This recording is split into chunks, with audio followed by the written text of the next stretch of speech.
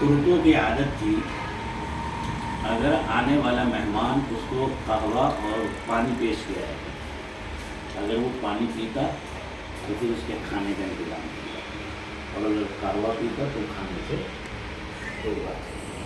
تو اس کے سارے خاص عادت یہ تھی کہ باہر اگر پیلے پھول ہوتے تو اس کا مطلب یہ ہے کہ گھر میں کوئی بیمار ہے، آپ اس کی عیادت کے لیے آ سکتے ہیں۔ اگر باہر سرخ پھول ہوتے تو یہ علامت ہوتی کہ یہاں بالغ لڑکی ہے، اس لیے کوئی نازیبا کلمہ گھر سے باہر نہ پکارا جائے، نہ گالی گلوچ نکالی جائے۔ کیا تہذیب تھی، دنیا کی واحد معتبر قوم۔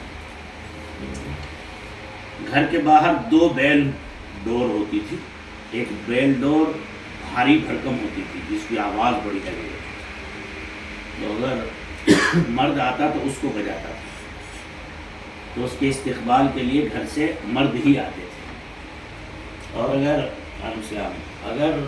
جو ہے عورت آتی تو ہلکی والی ڈور بجاتی تاکہ نکل کر عورت آئے، بے پردگی نہ ہو،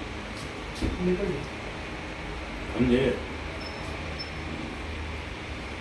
ایسی صدقے کا ایسا انداز تھا ترکوں کا کہ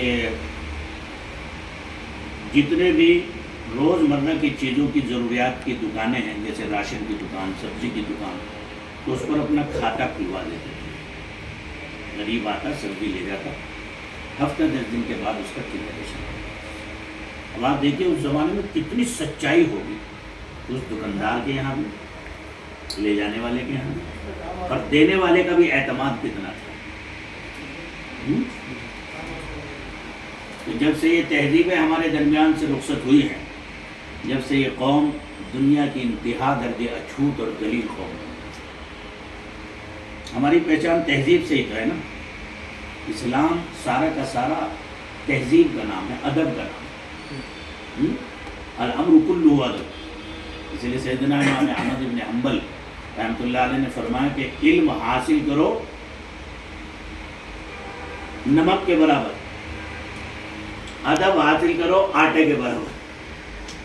آٹا گنتی ہے نا عورتیں، تو نمک کتنا سا ڈالتی ہے؟ تھوڑا سا ڈالتی ہیں، آٹا ہوتا ہے کلو آدھی کلو جیسے ہوا ہے۔ فرمایا علم حاصل کرو نمک کے برابر، ادب حاصل کرو آٹے کے برابر، یعنی ادب زندگی میں زیادہ ہوگا تو انسان راہ ترقی پر گامزن ہوگا۔